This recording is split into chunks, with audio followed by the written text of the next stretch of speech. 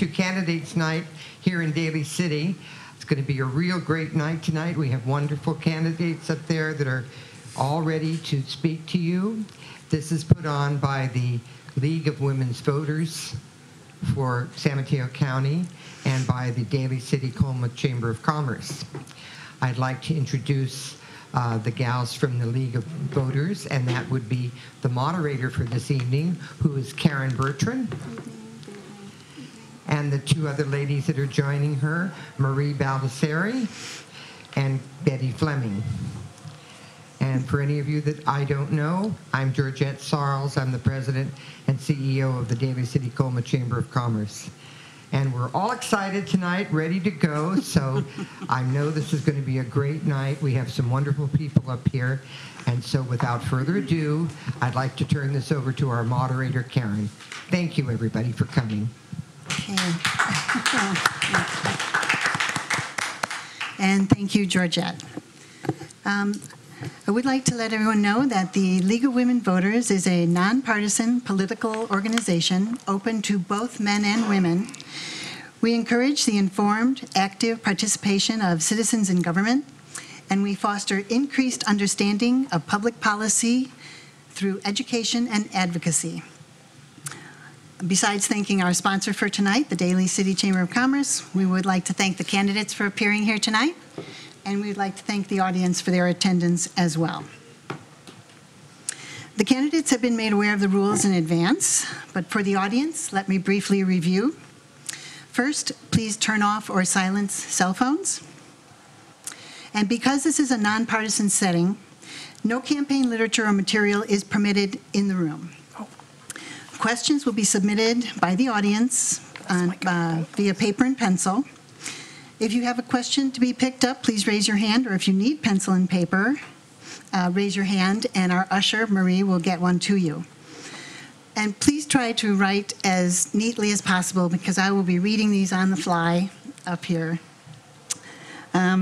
If several questions are related to the same topic, I may combine them, so please realize you might not hear your question read exactly as you submitted it.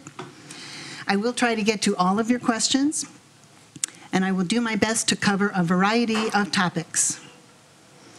Questions of any personal nature will not be considered, and they will be deemed out of order. All candidates will have the opportunity to speak to a question, even if the question was addressed to only one candidate. And in the interest of time, please hold your applause till the end of the evening, when we will thank all of the candidates with a round of applause. So this election is for the Daly City Council.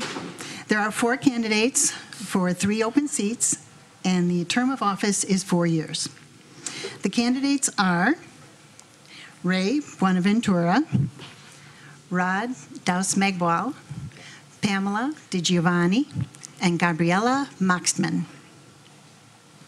Each candidate will have 3 minutes for an opening statement.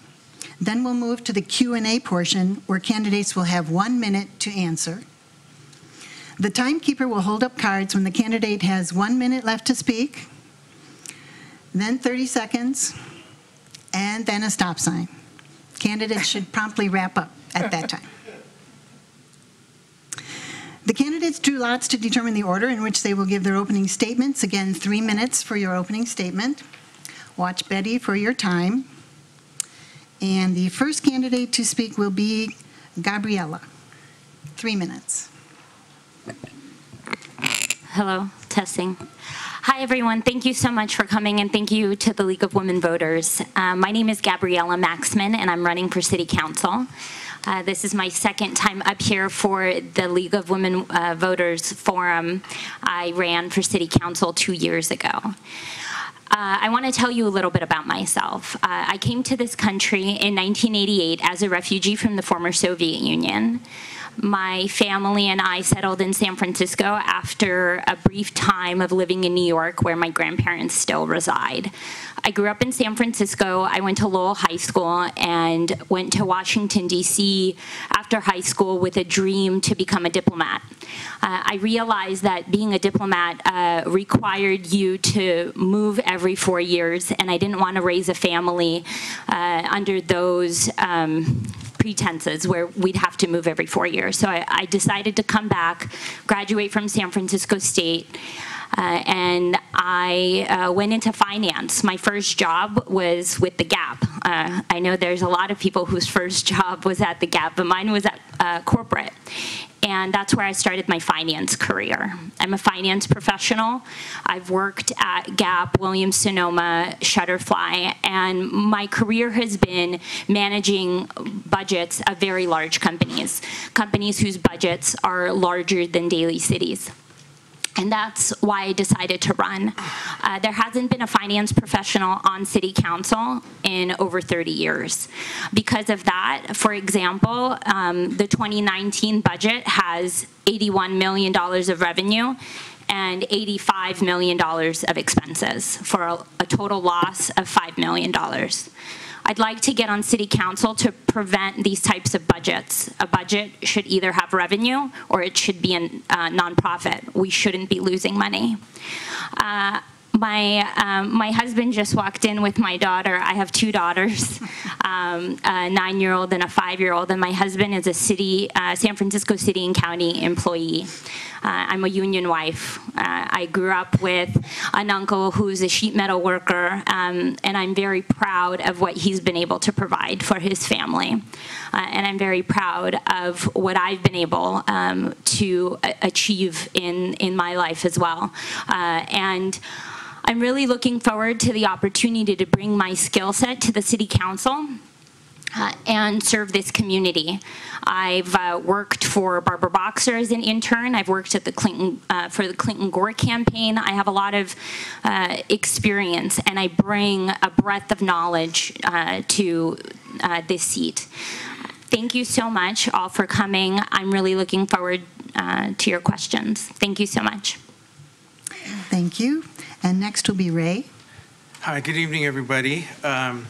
So I thought I'd maybe start with just a little bit about who I am and how I sort of got here. I'm not sure my story has been told about how really I was able to get on the city council. So I thought I owed you that much, at least so that you know my background. So I had never actually set out to be on the city council. That wasn't in the greater scheme of the plan of my life. I didn't plan on getting politically involved. So for me, I had always wanted to be a lawyer, and that's who I am. That is my full-time profession. And so when I came to Daly City, I started my own law practice in Daly City. And I was really sort of into that. That was my thing, was to be a lawyer. And I started to get really involved and immersed in the community. I did a lot of work for the community, different groups, different nonprofits. And then an opening came up. And when a sitting councilwoman had to resign, and you know, I got interested. I mean, I was on the Library Commission. I served 2 terms on the Library Commission, and I was very interested in how government worked and how government could work for the people. So I applied for the job, and I sat right in those seats. There were 9 of us who got interviewed, and I was lucky enough, blessed enough, to get selected. And as soon as I got on the City Council, I started to work. So I've been on there since April of 2011. And although I think I've done a lot in my time as a city councilman, I want to do more. And I think there's more to be done. And if you give me another chance, I will continue to be better and continue to do more for the people of Daly City. I think if you look at my record, and again, I'm not someone who wants to take credit for things, but this is an election, and you should know if I've made a difference. And I'm hoping that by your questions today and some of the answers that you get from me, you will hear some real answers about what I've done, what I plan to do, and where I think the city should go in moving forward. So thank you very much for being here. I know you all have busy and hectic lives, and I sure do appreciate you coming. I want to thank the candidates, because this is a grueling time to campaign. And it is, I thank them for being involved in the process and giving it their all to their campaigns. This is critical for the future of our city. So thank you very much. Thank you. Next, we'll hear from Rod. So I want to thank the League of Women Voters for inviting me today. Everybody that's in attendance, thank you. So who am I? I'm a person that moved here to Daly City 16 years ago as a graduate student, and I never left. It's a community where I've settled my roots, where I got married, have 2 children, and have invested my time working with students from SF State, Skyline College, and City College of San Francisco over the past two decades as an ethnic studies educator. It's a place where my daughter has found community and her love for the arts at the award-winning Westlake School of the Performing Arts, where my wife, who's upstairs, who is serving as the Arts Culture Commission over the past 2 years, and where I serve as a library commissioner from 2014 through 2017, and where I currently serve as the vice chair of the Planning Commission. I'm also a nonprofit executive director for a nonprofit called Pinoy Pinay Educational Partnerships. As a director, for the past couple of decades, I've experienced in working budgets, grant writing, finding creative solutions to keep our programs sustainable to serve the needs of our students. My role as a professor and as an executive director is what informs my platform. My platform is about housing for all. I have heard many stories from students to working class households that many people have to work more than just one job to pay rent, pay the bills, cover student loans, and put food on the table. We need more programs that help working class people to be homeowners, encourage development for affordable housing, and explore different avenues to allow blue-collar students and future generations to live in Daly City. Public safety, and I'll advocate for both police and firefighters to get funding that will sustain their workforce to serve, protect, and defend the residents of the largest city in San Mateo County. Protecting the most vulnerable residents in Daly City. I have listened to stories from advocates who have shared stories of being separated from their families, those who are victims of wage theft and trafficked into this country and exploited for their labor. We need to work in partnership with grassroots, community-based organizations, law enforcement, and city leadership to prevent the injustice in Daly City. And another one is civic youth engagement. We got to create pipelines and pathways for youth to become civically engaged. I have people on my team that have walked for the first time, knocked on doors, and they're like, I didn't see myself doing this until I saw you, Rod, doing this. So in conclusion, why am I running? Is to continue the legacy of Daly City as a community that supports the growth of families to flourish, to create a community of inclusion and a place to live and thrive. Thank you. Thank you. And now we'll hear from Pamela. Yeah. Good evening, everyone.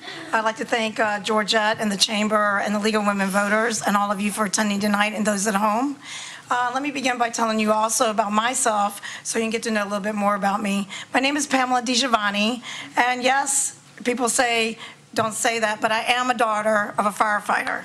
And the reason I say that is because on my East Coast, where I grew up, culture, we were civically engaged. Public service was a must-have and was ingrained in my DNA, along with my mother being a homemaker. So for me, that is important. So that is what brings me to who I am today and why I continue to serve. I am the current chair of the Planning Commission. I also am on the Jefferson Elementary School District Oversight Committee, where I proudly serve with the public schools. I also continue to serve. I helped David Canepa, as you know, the current county supervisor, and I began implementing policies such as ending discrimination against women and girls, working with Dr. Emily Marassi in San Francisco, and he proudly supported that. Anti-human trafficking, which we have the Bay Area Compact here at the city, and many more policies. So being elected as city council, you need to be a policymaker. So that is your key role. I also am a former business person. And as a business person, I have experience in contract negotiations, finance, and balancing budgets. So these skill sets, plus more, and working with multiple organizations, I've also done constituent issues with veterans, orphaned youth, and our seniors, mainly in our communities. And these are things that I do on a daily basis. I'm not someone that just showed up to run. I have been here from the beginning, and many of you have seen me and know me in these communities. And that is evident by my long-term relationships within this city, from Southern Hills to Bay Shore to St. Francis, all across the city, the Franciscan. These are people, and also back there I see Mr. Jones. So with that, I would like to tell you my priorities. Public safety is number one with me. Restoring Engine 95. Why? Because we only have 15 firefighters on duty a day, and that's unacceptable. And we need to help our police. We have frozen positions. They only have 6 for every 1,000 people in our city. Keep Seton open. I was there before, walking the picket lines with the nurses and David Canepa, and I'll be there again. I'm supported by the National Union of Healthcare Workers proudly, and also the nurses. We also need to keep labor, we need to keep employment, and we need to keep our patients safe. That hospital is now land use, thanks to the current council, for a hospital only, and I would like to see an ordinance done, and as a chair of Planning Commission, bring it to me, and I will proudly say yes, land use only for a hospital. And other things is to create sustainable land use and use that land use for economic development in a responsible manner. These things can be done, and it's already in the works for our hotel and other things. Thank you very much. Thank you so much. Now it's time for the candidates to answer questions from the audience. If you have not written a question, remember you can raise your hand, and the ushers will pick them up from you. I remind the candidates that for this Q&A session, your responses should be 1 minute. And I will vary the order in which you're selected, so it doesn't get into a routine. We've had a couple questions on the budget, so that's going to be the first question I'm going to ask. What is your plan to address shortcomings in the city's budget? And we'll start with Pamela. Thank you very much for this opportunity. Well, currently, I'm very happy to say that the council has 3 ballot measures, which I strongly support. And as long as it doesn't affect, we're looking at the bigger businesses also, like City Toyota and other businesses as well. But these are things that are not out of pocket. And so I think they went and did diligently. So I support those. And so that will bring in revenues of almost $1 million to start beginning some of our services in our fire and our police, and what it's laid out to for actually what we move forward. We are on the table. We actually have hotels in the future. Sir Amani's probably going to propose one, and these are great revenues, and as well as the Juniper Center and John Daly. So we need to think out of the box. How are we going to do this? How are we not going to put hardships on our residents and our seniors and make sure they stay in home? But there are multiple ways we can create revenue. Workforce housing for our teachers on our Jefferson Elementary School District properties, and those, so we don't bleed the properties, because we need to keep the communities that are here. Thank you. Thank you so much. And now Rod. Okay. I think there's different ways of balancing out the budget. I think when we look at 3 different ways of how revenue gets generated in Daly City is through property tax and also sales tax, car dealerships, retail, and restaurants. I think one way that we can balance the budget is how do we generate more revenue? We generate more revenue to highlight like the diversity of restaurants, the businesses that we have here, that it's more than just a gateway of the peninsula, but it's an actual place where we can go to as a destination, where people can have, we market the culture and diversity of our city, and to highlight our businesses that represent the ethnic diversity of our community. Thank you. Thank you. And Gabriella.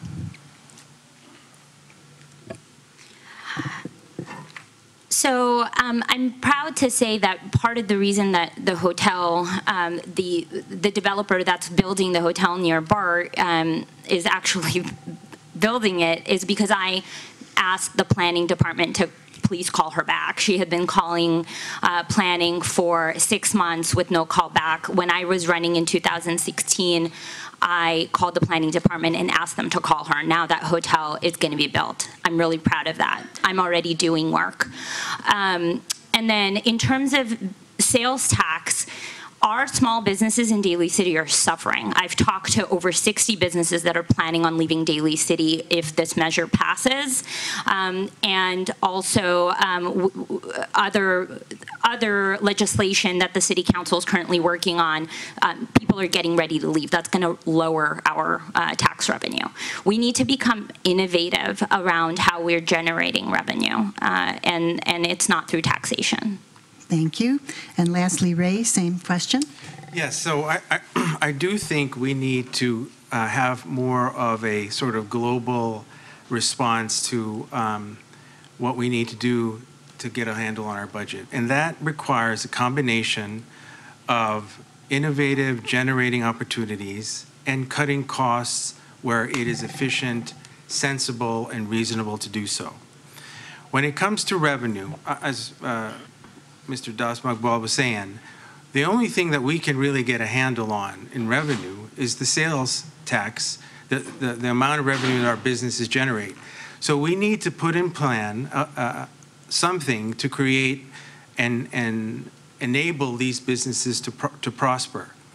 We also need to diversify. We need to look at other revenue sources, like what we're doing with the hotels, capturing some revenue from Airbnbs, capturing some revenue for things like Uber, looking beyond the ordinary retail that we have in Daly City.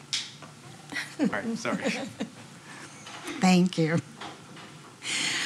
We're going to move on to the second question. Do you support, and you only have 1 minute to answer, so this might be tricky, but we can revisit this. So the question is, do you support BBUU and VV? All local propositions. We'll start with Rod. I do support the BBUU and VV. I think when we talk about responsible ways of generating revenue, I don't believe in raising taxes for the general public. These are opportunities to generate over $1 million in terms of revenue and to help sustain public safety, generate more money for the city. So yes, I do support those three measures. Thank you. Thank you. Gabriella? I don't support Measure BB because the general public also includes small business owners that live here in Daly City that are just trying to make ends meet. I talked to the owner of Nick's on Geneva. She confirmed that she makes less than her employees. And because of that, I can't support putting more pressure on our small businesses. I do support the hotel tax, and I do support the marijuana tax. I do feel like these are creative and innovative ways to bring more revenue to our city. You know, marijuana is no longer just smoking. There are creams and edibles, and it's not as dangerous and complicated as it once was. So I am open to that. And because I helped bring this hotel in, I'm really excited about the revenue that it's going to bring as well. Thank you. Thank you. Same question to Ray. Yes, so let me start with the hotel tax. Obviously, I support it. I voted for it. I think we need to keep up with the pace of like what San Francisco and the other cities are doing. We need to be competitive, but we also need to generate the revenue that we need to manage our city. As for the marijuana tax, I do have some ambivalence to taxing medical for medical reasons. I don't think people who need it because of medical necessities should be unfairly taxed, but certainly the recreational users should be. And I support the business tax because it's been years since that business tax had been raised, and it's time to keep in line with I think what is only fair. And so as a council member, I think these are the kinds of things that we need to rely on. We can't just rely on taxes. That's obviously not the magical solution, but we should raise them when it's reasonable and only and necessary. Thank you. Thank you. And Pamela?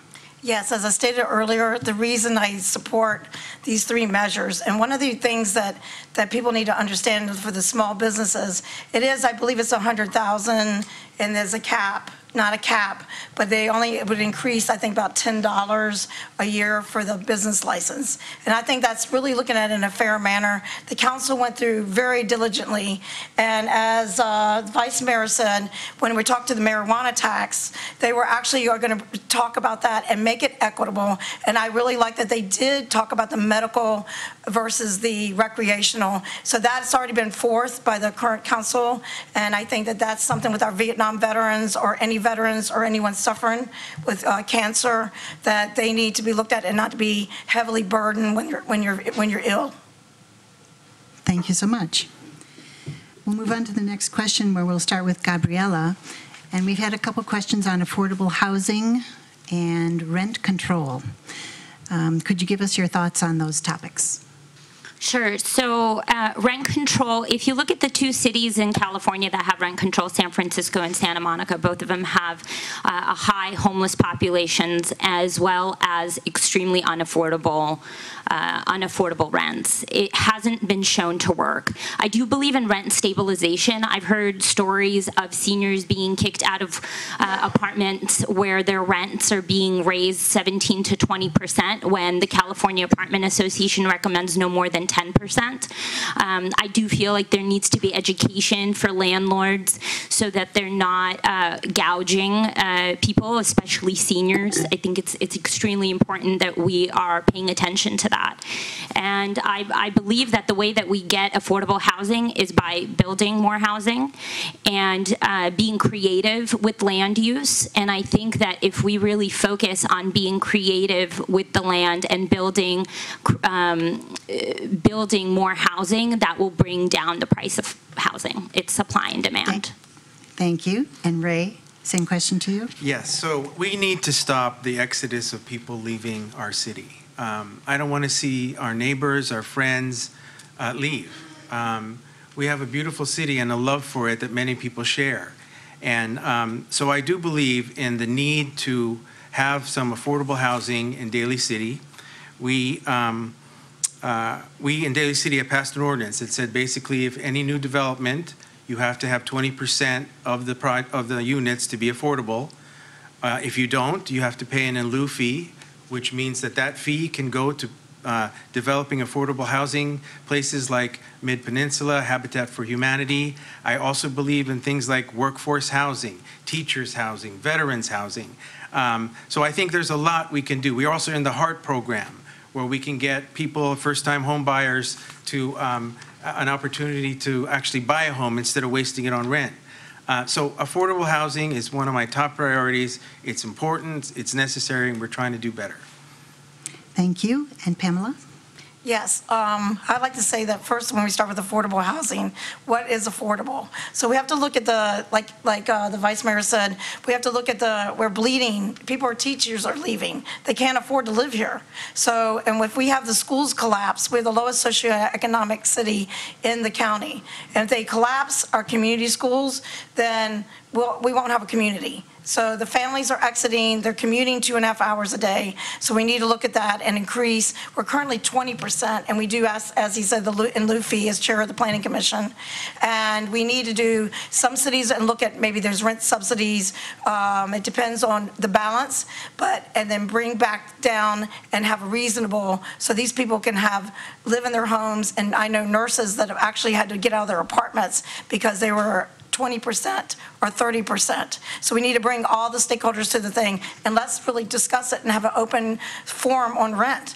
We need to have a forum, and they need to be open, and we need people involved in the community to come forward and tell us what you want, and we can do it. Thank you. And Rod, lastly on the same topic. So I just want to tell you a story. There was a time where you can go to school, get a good education, and that permits you a sustainable job that will provide you some housing. Mm-hmm. Those days are gone, right? I have teachers in the room that are about to leave because they can't afford to leave. I mean, they can't afford to live here. I, as a professor, have to work multiple jobs in order to work in the community I want to be in. That is an injustice. So I'm all for about affordable housing. I hope that we could work with, like what Vice Mayor said about different programs, such as the HEART program. I just recently heard about this 353 Main Street family apartments that's going to be in Redwood City, and will be 100% affordable housing. And I hope that we can bring some of those programs into Daly City, because those are concrete evidence that those type of developments can also be here. Thank you. Thank you. For the next question, we'll start with Ray. And the question is, what will you do to include the top of the hill Daly City and northern areas of Daly City? So let me say that I think it's critical that we all get a buy-in or involvement in all the communities that we have in Daly City. Top of the Hill in particular is an area that needs a lot of work. And we need to come up with bold and innovative projects to move that area economically. And I think it requires an aggressive approach to try to figure out, first of all, what does that community want? What is it specifically is acceptable to them? And then we can start with what kind of projects or development we think is necessary. I think the retail there could use more work. I think we could have better businesses, perhaps assist them with some business management and some marketing development in that area. And I think it needs to be cleaned up. Okay. Thank you. Next, we'll go to Pamela. Yeah. Yes, Top of the Hill. Well, I know that the mayor, we had a meeting with the Top of the Hill Improvement Association and the county looking into grants for different, to make it, like he said, the biggest buy-in would be at the end of the meeting, we concurred with the Daly City Partnership, is to get the buy-in of the community itself. What do they want? We don't want to gentrify our area. We don't want to be San Francisco, but we really need to, everybody wants to work together in what they want. In Southern Hills, they have a transportation issue that they can't get their kids to Terra Nova or somewhere else. Well, that needs to be solved for their area. And I didn't hear Bayshore, but the Bayshore doesn't even have a market or like a food desert out there. They need services. So when we look at the city as a whole, we need to be aggressive, like he said, come up with some out of the box, but ask the community themselves, what do they want in each of these areas? Because they live there, and we need to start thinking and develop what they want. Thank you. Thank you. And to Rod. As a researcher, I'm a true believer in this thing called participatory action research. And when you talk about usually when we talk about research, we always think about, a researcher coming into the community, and then they're the ones that come up with all the recommendations. But what I think we need to do is involve our community, have a stake in. What do they want? Yeah. What do we do in focus groups, town halls? And then we can work from there. Thank you. And lastly, to Gabriella.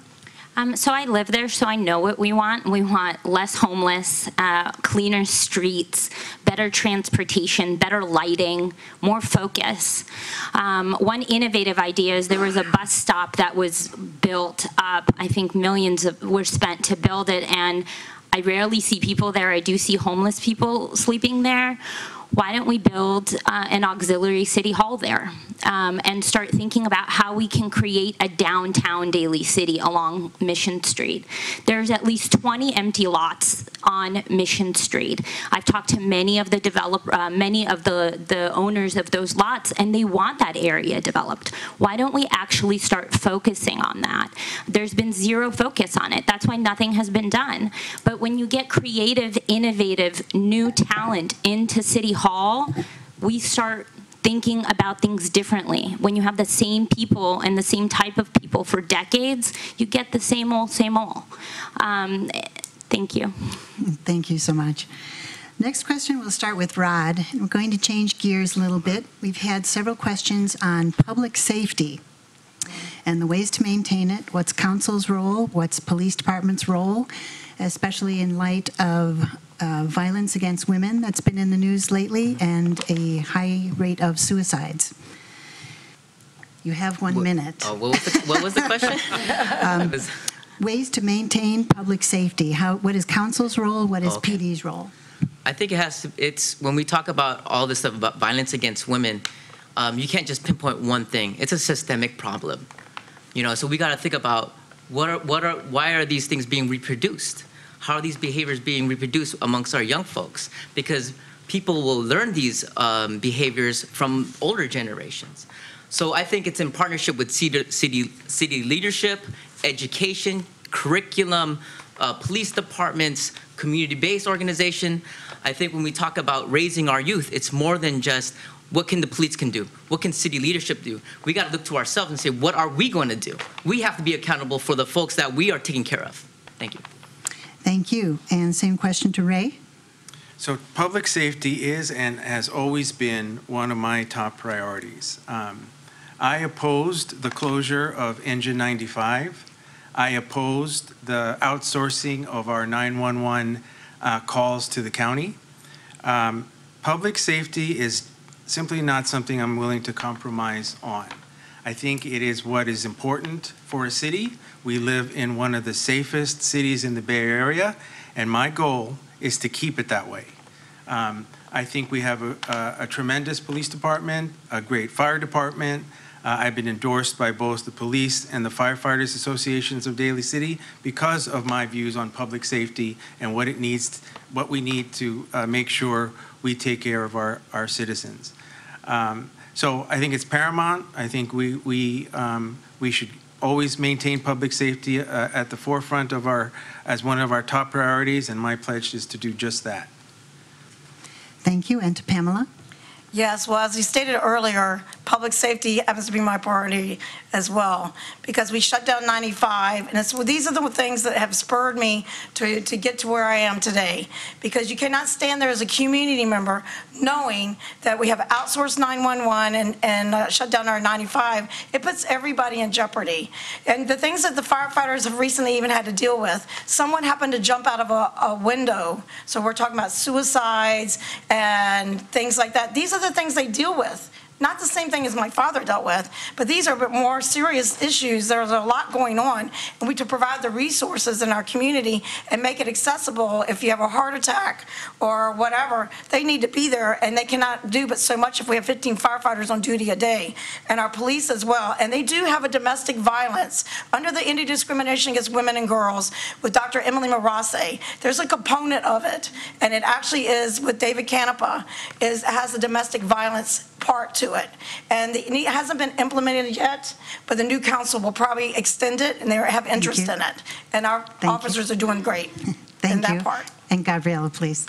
So this is a really loaded question. I'm just going to focus on public safety. You know, it is extremely important to the Vice Mayor's point that our city continue to be the safest city one of the safest cities on the peninsula. And I also support public safety.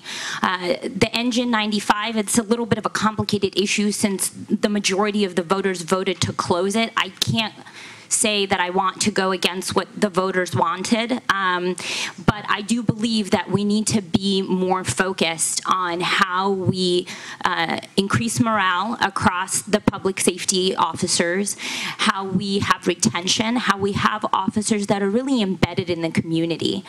Before, officers and firefighters used to live here, and they were really embedded in our community, but that's not the case anymore. So when you tie that back to domestic violence, you know, if you live here and you live and breathe Daly City, you have a much better idea of what's going on, and we need to figure out how to find that again. Thank you. For the next question, we will start with Gabriella. And this question is asking for your views on current commercial development and rehab construction. So it comes back to my point around Mission Street. We need more commercial development, and we need more focus on rehab. In addition, I've walked almost 60% of the city by myself on my feet, which are very sore, and I've seen a lot of homes that are in disarray that basically have dumps outside of their house, and I want to do more to rehab our neighborhoods. people shouldn't live this way. We need to find grants and we need to find funds in order to support, perhaps these are people who are down in their luck, who are sick. We don't know what their story is, but we as a community should come together. Our next door neighbor, her church came and rehabbed her whole entire house. They rebuilt her fence, they painted her house. We should be coming together as a community and helping our neighbors more. And you see those neighbors, you see the ones that have 6 cats outside and 5 cars. We shouldn't judge them. We should really try to find ways to help them. Thank you. And Rod? My views on commercial development as a planning commissioner and vice chair, it's definitely a need to develop because that brings in revenue. But I think that we have to develop in a more responsible way. We can't just build if people can't afford the housing. We can't just build if it's be a detriment to different communities. So I think, yes, we need to develop, but we got to be responsible and pragmatic about how we go about developing. Thank you. Okay, and Ray? So when it comes to commercial development, I think we should always be mindful of what the community itself wants and what is the greater good of that development for the community. Seton Hospital, for example. There is talks all over the place that some developer wants to go in there and build some housing or build something else other than the hospital. I am not in favor of that, and as long as I'm on the council, that's not going to happen. We had a steak and shake place that was put up over in one neighborhood. I didn't think that made any sense. That was a bad location. It didn't make any sense to put it there, and yet it was put there. And what happened? The business failed. So I think we need to think about also the environmental impacts on whatever development we do. We need to make sure that the footprint that it leaves behind is not something that's going to our generations will suffer from. So we need to do it. We need to do it smartly. Thank you. And Pamela? Thank you. Yes, as my vice chair, the planning commission over here alluded to, that recently we had a development come before us, this commercial development, and it does need to be responsible. Where do we put what? Because the impact is so significant. It was a 17-story over by the Ceremony Boulevard behind the McDonald's. There was an unavoidable no mitigation to even for the traffic.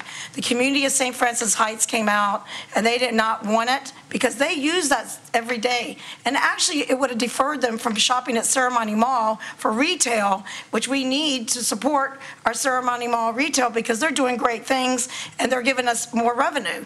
So where's that balance? So after listening to the community, we have to figure out where to put that. That's 17 stories. I voted no, and I didn't think it was the proper place for that 17 stories plus 4 buildings and a pad, not a hotel, no promises of a hotel for that development. And I listened to the community, and I do believe that we can use Rebuilding Together for helping others in their community. Thank you. Sorry. That's okay. And Pamela, we'll start with you in the next question as well. So what have you done so far to support our local schools? What can you do to solve the teaching crisis and retain teachers? Well, I'm proud to say that I'm endorsed by the AFT 3267 Jefferson Elementary School District. I serve on the Elementary School Oversight Committee. So our local schools, I'm involved in the Community School Project, which the first one will probably be over by our Woodrow School, which is the least amount served with our Hispanic community. And I'm actually work with Melinda Dart, the president of the AFT, and the teachers as a community member on this. So, and I help support the soccer field that went over there at Woodrow, along with our mayor that actually is an alum from there. And we wanted to make sure, so it's not actually, it's community people working for that. I go to every single meeting and I'm completely involved. I'm on the corners when there's an AR gun violence or anything that's happening. The teachers call me, we rally together, we're on those corners together, and I support them, and they know that I support them, and they endorse me for being, because they know we're gonna work together. Thank you. And to Gabriella. So I'm on the Jefferson Union High School District Oversight Committee. I'm also very active on my school's family association. I'm the vice president. Last year, I was the donations coordinator, and I got over $15,000 of donations in order to support the fundraising activities of those schools, of our school. I believe in workforce housing. I do feel that we need to find ways to keep our teachers here. It doesn't matter whether or not the teacher is at a parochial school, at a private school, at a public school. We are all dealing with the increasing cost of living in the Bay Area, and I believe in housing for everyone. And I will support workforce housing, and I'll continue working hard at my school on the Family Association and supporting that community, and I'll bring that same passion to the City Council. Thank you. Rod? What I've done for schools and teachers, I have people in the audience that I've trained. I have trained teachers over the past 2 decades. They're award-winning teachers at Westmore High School, Oakland, San Francisco, all the way down to LA. So what I do, I'm a professor at Skyline College, and this is what I do. I try to inspire students to take what they learn in the classroom and apply it to their own lives. How do they use what they learn in the classroom to make change in the community? Right now, I'm like an email communication of how do we bring ethnic studies to Jefferson Union or Jefferson Elementary School District. We have a high diversity of students. How do we create a curriculum that reflects that diversity? Because it's an injustice to learn about yourself when you get into college. When you don't even when you get a chance to learn about yourself, you get to understand where you came from and where you're going to go. So we need to find ways where we can integrate ethnic studies in Daly City. Thank you. And Ray? So let me just say that teachers and students have a special place in my heart. Teachers are underpaid, and students are kids that we need to take care of.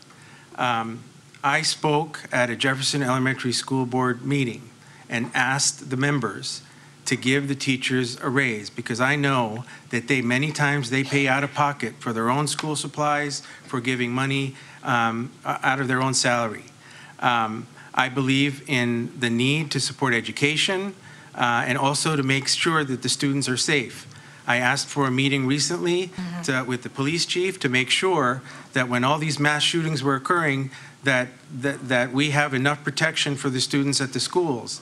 I wanted to hear their concerns. I wanted to offer some solutions and some efforts to make sure our kids are protected. I'm endorsed by the AFT, the Teachers Association Union, because of my stance on the importance of education, teachers, and students. Thank you so much. And Ray, I'm going to go back to you with this next question.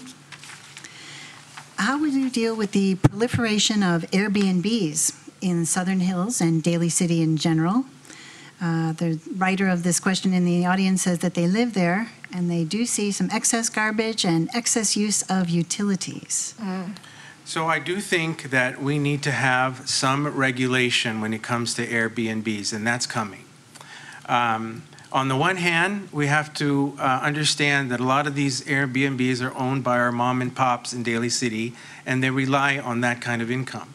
But on the other hand, it has an impact in the community when it comes to parking, and obviously, as you mentioned, the trash, and perhaps they don't take care of their property, the people who are using the Airbnb as rentals, as they should.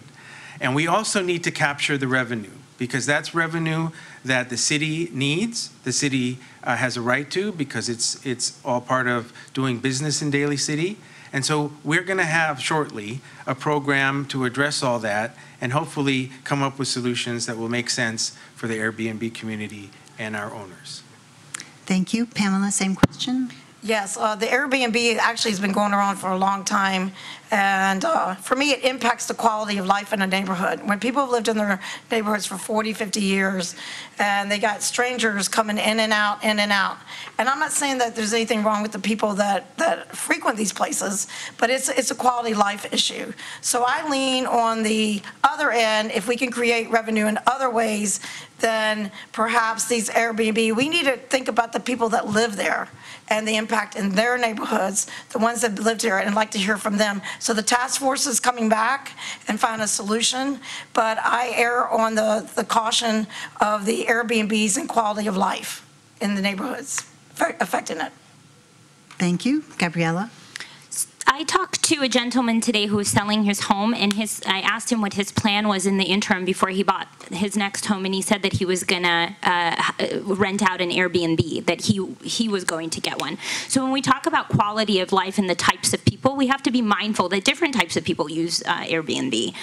And what I believe we need to do is we need to extend the transient occupancy tax, so the hotel tax, to Airbnbs. We need to make Airbnbs official businesses where people have to get business licenses, because that'll deter some people and that'll reduce the numbers. Pacifica has hired a consultant to oversee this and monitor it. There's other cities that are doing research around policy. Have actually reached out to the head of government relations at Airbnb to try to understand some of the best practices, because they do have a lot of lawyers and they do go and fight cities. So I want to be proactive in making sure that the policy that we develop in Daly City is something that they would approve, because we don't want to create enemies. This is revenue generating. Thank you. And Rod? I just want to echo the comments of the Vice Mayor. I believe like the Airbnbs, they do generate revenue, but there has to be a form of regulation so that the quality of life for those that have been living there for years can live there. Okay, so when I think about the whole a way to be responsible to the communities that they're in, they have to honor about the folks that have been there for a long time. Thank you. Thank you. Pamela, I'm going to start with you for this next question. What can you do to bring more recreation, library, and senior services back to Daly City? Well, actually, that's a great question. So when we're looking at the revenue, we're not leaving the libraries out. We're definitely not going to leave the libraries out. They're integral in what makes a community. So I think that we need to bring in intergenerational programs, and that the Dolger actually is looking into that with some of their board members, because that in itself makes a vibrant-seeking community when the seniors can interact with the young people, and then they can learn and carry on for the next generation, especially at our Dolger Center, because we're losing that, and that's a gym in our community. But we also have to look at what do they want in the recreation. There's a new thing called pickleball, which Mr. Kern has said that is a hot item. So it seems to be a revenue generator, but yet the young people are enjoying it. I think we do pretty well here in our city for recreation, but we can sit down and analyze it more. But I think overall, but I do think that intergenerational, we can improve that program. Thank you. And Rod? I want to also echo Pamela's comments as well. As a community college professor, I have the opportunity to work with the whole range of whoever comes in my classroom. So I have students that are straight out of high school, 17 years old, that played video games the night before. And then I have a retired SFPD cop in my class. So how do you bridge the gap? And I think when we talk about these ways to capture a need to bridge the gap, these are ways we can do it through more community centers that provide this space to create this, or to fill in the gap between understanding the oral histories of Daly City and where Daly City can go from there. Thank you. Gabriella?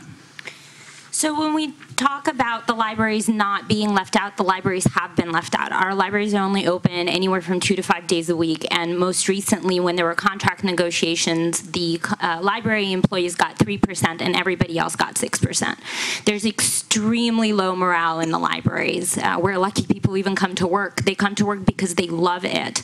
And there's been a lot of talk about the fact that our libraries should be volunteer organizations. That's ridiculous. These people have master's degrees. They deserve jobs. jobs. What we need to do is we need to partner with other cities, we need to partner with the county, and we need to look at our budgets. There are 29 funds. I'm the only person sitting here that has the skill set to look at the budgets for 29 funds, do an audit, and figure out where we have money that we can spend. We need to write grants. We need an economic development coordinator in the city to be driving revenue. We are leaving the libraries behind, and the libraries are our first defense against is our first line of defense in terms of public safety. Great, thank you. And Ray? So I think the bottom line is we need more funding to get more programs. So when we want more recreation programs, library hours, senior services, the key is how do we get more funding? And we can't just rely on the city for the funding. Right. There are other partnerships like the corporate private sector funding, like the state, like what we did at Dolger. We asked Phil Ting, we need some help. And Phil Ting ponied up, gave us $1.5 million. We needed help on the Lincoln Park Community Center. David Canepa helped, and he helped Measure K funding to get that funded. So we need to diversify the ways we can get the revenue so we can subsidize organizations like WSPA, Westlake School Performing Arts, Daly City Dolphins, Daly City Spartans. All those matter. And we have to look at other creative ways that we can get them the funding they need to sustain themselves. Oh, thank you. And Rod, I'm going to start with you for this next question regarding transportation, public transportation. Specifically in the northern parts of Daly City, could you help to improve that as far as getting to doctor's offices, schools, shopping centers, and work? I think we have to find creative ways as a way to increase interest and usage of transportation. I think one of the reasons why some of these communities get left out is because what is the usage and rates of people using that form of transportation? So I think when we talk about what is the need, we need to push that narrative more, because sometimes those voices, those needs are marginalized. Thank you. Thank you. Next, Gabriella. Samtrans starting next year is going to be losing $11 million. In the next decade, they're going to lose $100 million, and that's really scary. They have to get creative around transportation. Sometimes I see one or two people riding a bus. That could easily be a lift. It would be significantly cheaper to drive one person from point A to point B on an electric car than it is to have that one person ride a bus. We have to get creative in the county and in the city about transportation. I live in Southern Hills. If my kids wanted to go to Oceana or Terra Nova, there's absolutely no way for them to get there. The school district needs to get involved. They should be responsible for figuring out how students get from point A to point B. That's how it was when I was growing up. What happened? Why are they not involved in making sure that all students can get to their classes? Thank you. Thank you. Ray? So one good example is the Bayshore Shuttle. And I worked closely with then Mayor David Canepa to bring the Bayshore Shuttle. And I think what needs to be done is to find a way to increase the stops along the way. And that needs to be done by showing a need to demonstrate that more stops needed to be made, and these are the reasons why, and these are the statistics that support that. I also think that we shouldn't forget that the goal should be to get less cars on the road and find creative ways to encourage people to carpool, to bike, and to use public transportation. And so I think that will always be an issue that we will struggle with as a city that continues to grow. But if we do things like transit-oriented housing, we can go a long way to solve some of these problems. Thank you. Pamela? Yes, in particular, I guess we are talking about Southern Hills and the Bay Shore. The Bay Shore shuttle does a great job, but needs more stops. But similarity is again, the Jefferson Union High School District, their funding level, I don't know the numbers because I have worked with CLEMA and all them, but I wanted to let people know the public schools are hurting per student because we are having less students here. They're having to leave the Bay, this area, Daly City. So now we have less students there, so which means less money. But we can look at the other modes of transportation, such as shuttles, and we've been working with Samtrans, who is thinking about other modes of transportation, not necessarily Lyft, but there's other modes that they're looking into and partnering with maybe private companies. So I reached out to Leanne Young and others in Southern Hills, and they had a community forum. So we're looking and researching into that particular area and see if somebody locally will partner so we can get these kids to school for their activities at Terra Nova. Thank you. Gabriella, I'll start with you for the next question. What can City Council do to ensure that everyone in the city is counted for the 2020 census so that we get deserved federal funds? And can that include undocumented people? So one of the things that the City Council can do is we can partner with more newspaper organizations to get messages out. Daly City is a news desert. The San Mateo County Journal does not cover us. The Examiner doesn't cover us. We are a city of 107,000 people. If you look around how many people ended up coming to this event, it's a very small representation, and a lot of it has to do with how much information we bring out. In terms of who gets counted in the census, as a city councilwoman, I would defer to the national government, which is the one that runs the census, to determine who should and shouldn't be counted and how that's done. The City Council can partner to make sure that we get the word out and also educate people to make sure that they understand why there's somebody that's going to be knocking on their door. But beyond that, I'm not sure City Council actually has jurisdiction. Thank you. And Ray? I think that the key is to have and make people understand why it is important to take part in the census. It's not just filler questions. It's not meaningless exercise. It's a question that will determine how much importance our city, our community will benefit. And unless we show the numbers, unless we show the need, we're not going to be counted. And that's the whole point of this, the census. So a good education campaign, marketing campaign, social media, newsletters, word of mouth, mentioning it at city council meetings every time we adjourn, just so that people will know that this is coming, it's important, and you need to participate because you matter, and you're not just one person, you're doing this for the whole community. Thank you. Pamela? Yeah, let me begin by saying everyone counts in Daly City. Doesn't matter what you have, where you come from, everyone counts. So I agree with the Vice Mayor. It's education, and since we have a diverse community, multiple languages, to let them know that it's comfortable to fill out these forms in a comfortable manner or setting, and that these are not going to be turned into the Washington, D.C. or anything like that. I think that a lot of people live in fear. So we don't want people in Daly City, and I think that the current council has set the tone to let people know that they count and that we can have educational forums in multiple languages and in English as well, and everyone counts in Daly City, and that we need the funding. Thank you. Rod? I think we could find very creative ways in including grassroots organization, advocacy groups, community-based organizations, housing associations to get the word out.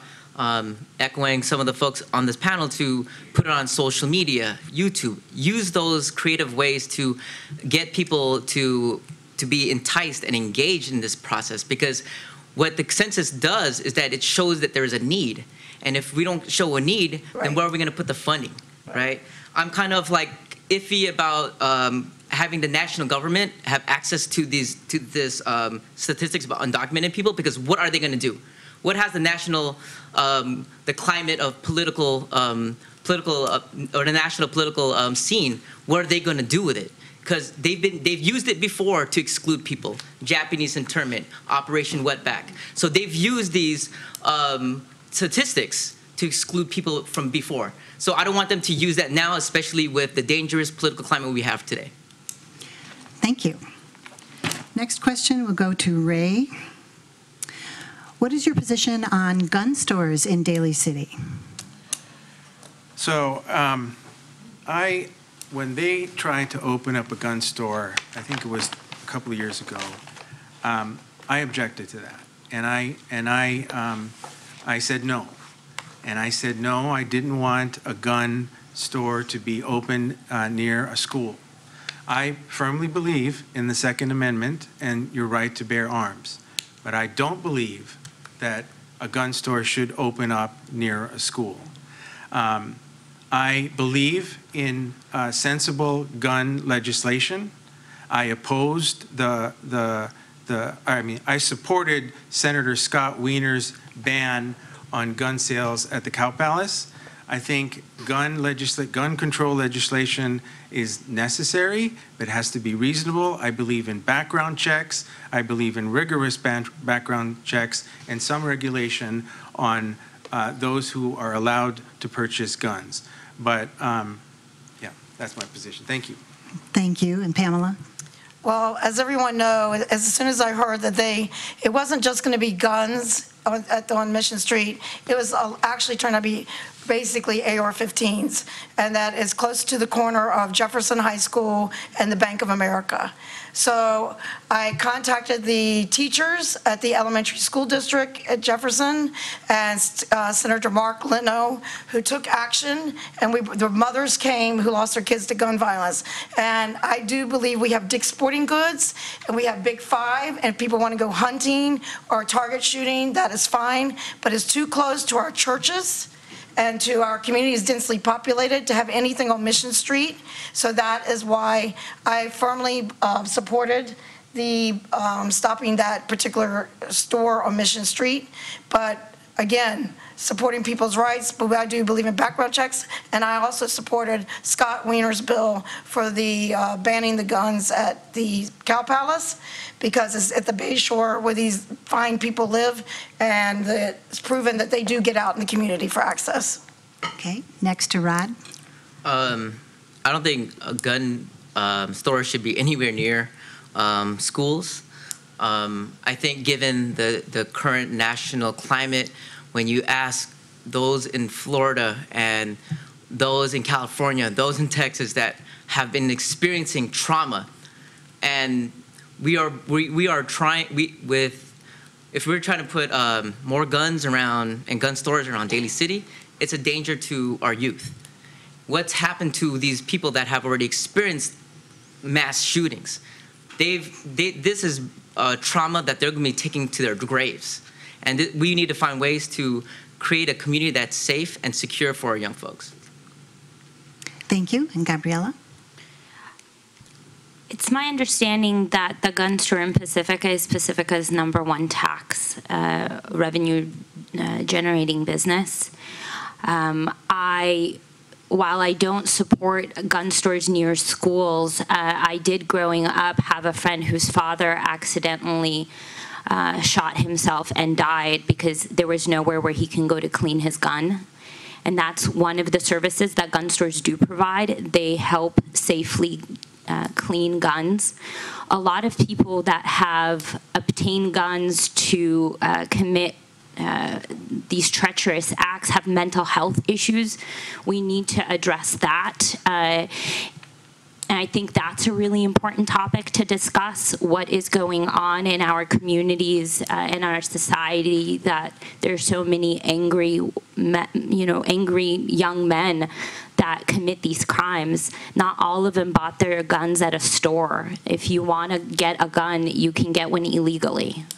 It's important that people can access guns safely and responsibly. Thank you. For the next question, we'll start with Rod. How can Daly City and San Mateo County work with San Francisco County in regards to emergency services? How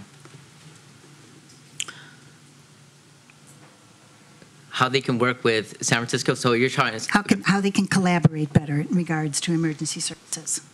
I think we could work. I think one is when we talk about public safety and restoring Engine 95. I think when we talk about public safety, it's not just a local issue; it's an actual regional issue. So they have to coordinate between all sectors of public safety. I think there has to be ways where we can mainstream communication between all counties, because we live on fault lines. We live on different areas where there could be an earthquake, and communication is key, working in coordination with all agencies across counties. Thank you. Thank you. Ray? So I think what's important is to keep an eye, obviously, and I said this before, what's happening with Seton Hospital. At some point, we're going to need some help from San Francisco. And we shouldn't be afraid to ask for help. We shouldn't be shy about asking for help. But if there is an opportunity to collaborate with another county to make sure Seton Hospital stays, then we should do that. We generally rely on the hospital in San Francisco for trauma, but there's just so much more we rely on Seton for. When someone has a heart attack, when incidents happen, Seton Hospital has to be there for us. And if San Francisco and all their resources can help towards accomplishing that goal of preserving Seton Hospital and maintaining our hospital, then I'm all for it. Thank you. Pamela? Yes, actually, it's my understanding that they already coordinate pretty well with San Francisco police officers, and we have a former council member, not former council, present council member, pardon me, Councilmember Sylvester, who was a SFPD, and I consistently see them over here coordinating with our Daly City police officers. As a matter of fact, there was a hit and run at the Sheffield off of John Daly, and that patient was taken to San Francisco General Hospital for the trauma as well. And recently, the San Francisco Health Plan has now joined our Seton Hospital, so it is a hopeful, encouraging sign, because we treat them at top of the hill. We're in San Francisco. So it is a current situation where they are constantly doing that. Our firefighters and police are constantly working with our SFPD and with the firefighters in San Francisco. Thank you. And Gabriella? As Pam mentioned, we already have a mutual aid program with San Francisco, and I would do everything that I can to make sure that that continues to thrive. I recently did a ride-along with a police officer for about 2.5 hours, and we rode through San Francisco, and he talked to me about some of the issues that bleed into Daly City from the Sunnydale, I think it's the Sunnydale projects that are near my neighborhood in Southern Hills. And so it's important that we focus on that. Also, looking at Engine 95, for example, or Engine, I think it's 91, are there ways that we can get funding from San Francisco so that we can reopen 95 with, say, funds that are coming from San Francisco to 91, which is very close to the San Francisco border. We need to get creative and work not just with San Francisco, but neighboring cities, Pacifica, Brisbane, Colma, and I'm endorsed with by a lot of people from other towns that really believe that I'm the best person to do that. Thank you. And Gabriella, we'll start with you for the next question. What is your vision for Daly City in the next 20 years? Long range.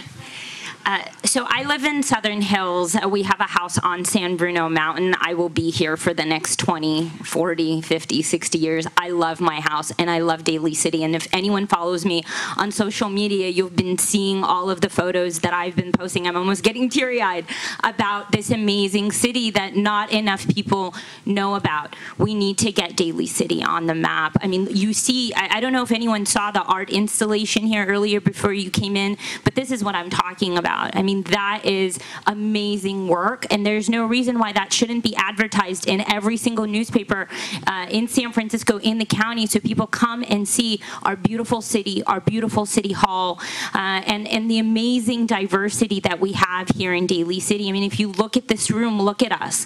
We are so diverse. This is a really magical place. My vision is just to make that stronger, and I really want to be part of City Council. Maybe not the next 20 years. I do believe in term limits, but I'm really looking forward to be able to do that. Thank you. Rod, you're next. Yes. So vision Daly City in 20 years. I think one is housing for all. Like, how do we maintain folks that have been living here 20, 40 years? I don't want to be a renter my whole life, right?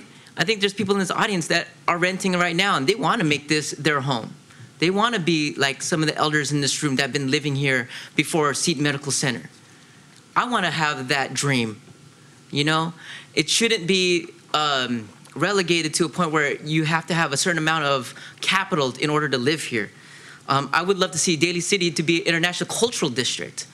Let's not just be a city that just, you know, that has its people, but how do you promote that and sustain that and bring businesses because of that? Thank you. Thank you. And Ray? So I want Daly City to be a destination city. I don't want it to just be a fly-by city where, you know, our motto is gateway to the peninsula. That's not acceptable to me. I think we need to be a destination city where people will say, I want to come to Daly City. I want to come because of the great restaurants, the great shopping, the great food, the various cultural aspects to it, the beautiful homes, the nice recreation areas, and the nice people, the great people of Daly City. And so that's my hope. We have a tremendous community, and I want it to continue to thrive and prosper. Yeah, that's what I was gonna say.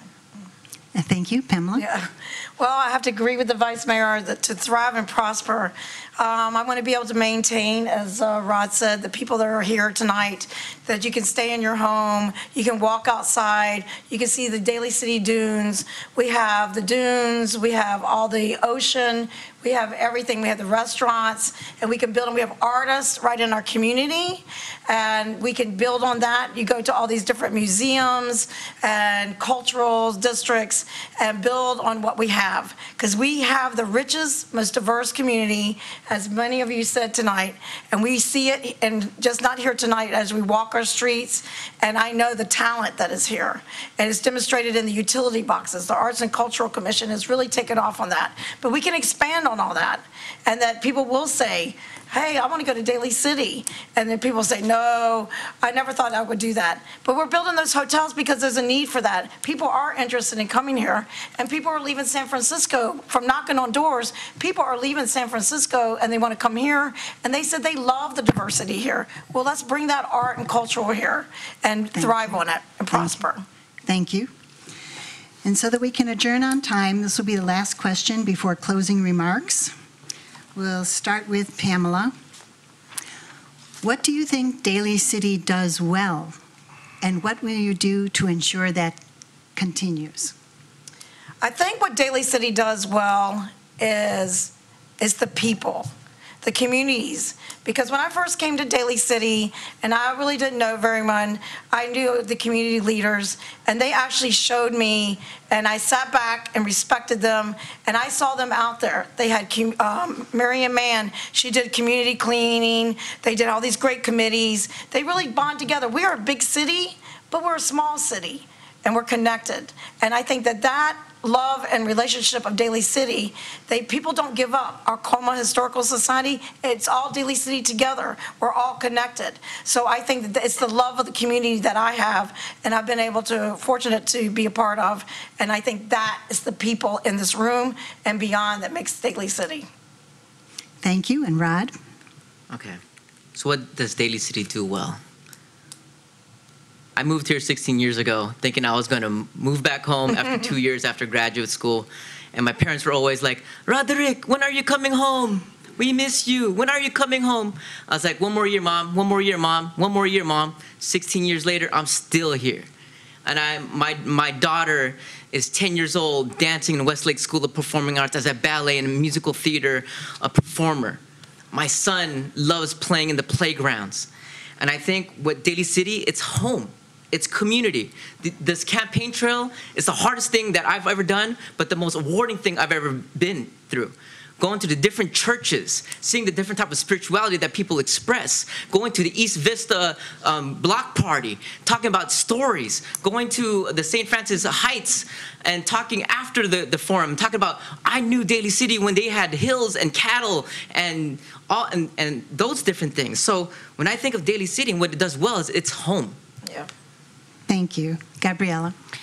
Daly City is a blue-collar community of people that are working hard to start small businesses and live here together. We're a city of immigrants. Whether or not, you're an immigrant or you're first, second generation, we are a melting pot here. So much diversity, young, old. That's what we do well. And what we do is we attract quality people to come and work in our city. We have the most amazing police force that love our city. After driving with one of the officers, I was just amazed with how much love, and our current chief, he's been with us for 20 years because he loves Daly City. Our librarians that are not paid enough, they love this city. And we're able to attract people that really care about our community because we care about our community. What makes Daly City great, what we do well, we are here together, and we're going to thrive and prosper together because we love this city. Thank you. Thank you. And Ray? So I think my answer is that it's all about the quality of life that we all enjoy here in Daly City. People don't want to leave, and that's why we stay, because we love it here in Daly City. I mean, everything from, we have clean water, we have great, scenery, we have beautiful houses, we have great retail and restaurants. The air is clean. I mean, I think there's a lot of us who like the fog, and it's just, it's a city that maybe some of us didn't have any intention of staying, but we're staying because we love it here. And so, and it's safe, and people are nice, and it's a community to be proud of, and perhaps pass on to the next generation. Thank you. So before we move on to closing statements and to let the candidates catch their breath, let me make a few announcements. So remember that you can find additional information about the candidates for this office and all candidates in office throughout the county on the league-sponsored Voters Edge website. Or you can go to the county's website, shapethefuture.org. Also remember that membership in the league is open to both men and women of voting age. If you're interested in helping with forums like this, voter registration drives, ballot measure pros and cons, etc., membership brochures are available in the back of the room. Election Day is Tuesday, November 6th. This year, San Mateo County has adopted the VCA. That's Senate Bill 450, the California Voters' Choice Act. This allows for more ways to vote and more days to vote. In our county, all registered voters will be mailed a live ballot in a pink postage-paid envelope, so watch for that. You can mail in your postage-paid ballot when completed, or you can drop it off at any ballot box location, or you can drop it off at a vote center, or you can go to a vote center in person and vote. Vote centers are more than polling places of the past. They are mini, short-term offices strategically placed throughout the county where you can vote, register to vote, receive a replacement ballot, update your registration, and more. 4 vote centers are already open. 9 more will open 11 days prior to Election Day, and 39 will be open starting Saturday, November 3rd. Many will be open for the 2 weekends, both Saturday and Sunday, prior to Election Day.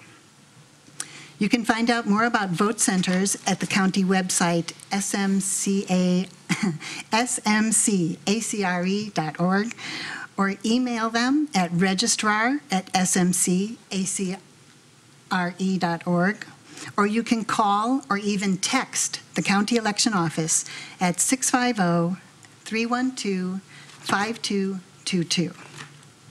And now to closing remarks.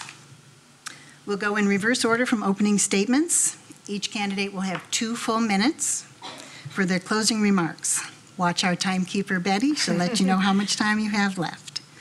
So in reverse order means we'll start with Pamela for closing. Okay. Well, first of all, thank for everyone being here. I'm very humbled and would love to be able to serve this great community and move it forward, but move it forward together, because it's not just me that's up here. And we can get this all straight. We have a great opportunity. This is a great opportunity for our city. We have new leadership on our council, and we could turn this around and make it a positive for everyone and make it inclusive for everyone. That's a big part of it. So I am proud to say that I am so endorsed by the police, our firefighters, our labor council, our teachers, and our National Union of Healthcare Workers, and many more. Tony Zidich, our former treasurer, Phil Ting, Kevin Mullen, State Senator Weiner, former State Senator Mark Leno, and many organizations and other electeds, David Canepa, Mayor Manalo, Glenn Sylvester, Vice Mayor, Ray Buenaventura, and many more. But the reason I say that is because I've worked with these people. I've collaborated with them. I've done work with them. So in organizations and great neighborhood associations out here, the St. Francis, the Cora, I've all been involved in this. I've been here from the beginning. I have not just showed up just to run, and I will continue to be here. So I want to make sure that please vote for me. I'll be humble on November 6th, if not before, and you vote by mail on number 2 on the ballot. 650-452-8811 is my number. Thank you. Thank you. Next to Rod, 2 minutes. All right. I want to thank everyone who's watching at home, those in attendance, and the League of Women Voters. We're all trying to make a difference in Daly City, and I commend everyone on this stage. As a person who studies and teaches history and sociology, what type of Daly City do you want our future to remember us by? Do you want to be remembered as the Daly City for pricing out its residents, that did not sustain its public safety, that did not protect the most vulnerable populations in our community, that lost our longtime hospital, that did not engage the youth in a political climate that is anti-immigrant, queer, women, and is filled with hate? I want to see a community where we all can flourish, where blue-collar workers can live and thrive in communities they live and work, where longtime residents, regardless of being undocumented, that they are protected as family and viewed as assets to our community, where our public safety is fully sustained with funding to protect and secure our communities, where the young people in this community can see themselves in leadership and not leave Daly City, but to use their education to serve our community. Daly City is more than just buildings, it's people. If you're about these values, then vote for me. If you want to join me to become the new authors of our community, then vote for me. We must take advantage of this time and take a stand for the generations to come. Let's leave Daly City for our future generations better than how we inherited it. Thank you. Thank you. And next to Ray. Thank you. Thank you, ladies and gentlemen, for your time today and for listening to us. This November, you will have an opportunity to pick that leader, that community servant who you think will best lead our city. I hope in the end that you will give me another chance. I've been on the council for about 7 years now, and I believe that I have demonstrated a commitment to listen to the people of Daly City and to understand what your issues are and to come to firm and decisive decisions. I've proven that I'm beholden to no one except for the people of Daly City. I want to get things done, I want to move our city forward, and I want to make sure that Daly City is around for a very long time. I want us to be on solid ground and make sure that our city will have much prosperity in the future. The way I work is I listen to people and I react and get things done right away. Cecil Owens, one of our community leaders, he called me like the first month I was on the council and he said, Ray, I got a problem here. This liquor store is advertising on city property. I went right down to that liquor store and told them to take that advertisement out. Westlake Coffee Shop was about to be evicted because they wanted to jack up their rates. I went there and I helped and made sure that Westlake Coffee Shop is still preserved in Daly City. The Daly City Dolphins were about to disband because they were having some issues. I went into a community meeting, got it resolved, and we still have the Daly City Dolphins. When we had the cell tower issue, people were upset that these cell towers were going up. I was an advocate for them. I went to the neighborhood, I met with them, found out what the issues are, and voted against the cell towers. That's how I work. I listen to you, and I move and try to get these done on your behalf. Thank you. Thank you. And Gabriella. You should vote for me because it's time for something different. It's time that Daly City receive the care of a mother. I want to bring the love that I have for my kids and my school to the city council and to the city. And you'll feel it on the streets. When the city council gets along and everyone up here is thriving, the city will thrive as well. And I look forward to working with everyone to make sure that we can achieve our collective dream of keeping Daly City the way that it is, where we like it, and changing the things that we don't. I've been endorsed by 4 former mayors of Daly City. I've been endorsed by 3 council members in Brisbane and Colma. I will work with this community and for everyone in this community. I'm really excited about the prospects of what can happen in the next 4 years. We have the opportunity in the next city council to hire a new city manager. I want to make sure that that city manager has experience in economic development, because in 2008, we lost our economic development department, and we also lost the revenue generating arm in our city's budget. We can't continue building budgets that are losing $5 million a year and dipping into our savings account. We wouldn't want this for ourselves at home, and we definitely don't want this for the city.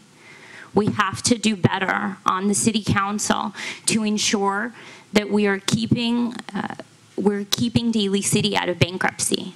If we continue to overspend what we don't have, it'll get there, and then all of us will pay for it, not just the small businesses that are being taxed. Everybody will feel the pinch. I want to prevent that, and I ask for your vote in order to be able to do that. Thank you. Thank you. That concludes our evening. Now I ask you to join me in a round of applause to thank the candidates for their time and to thank the Daly City Chamber of Commerce as our sponsor.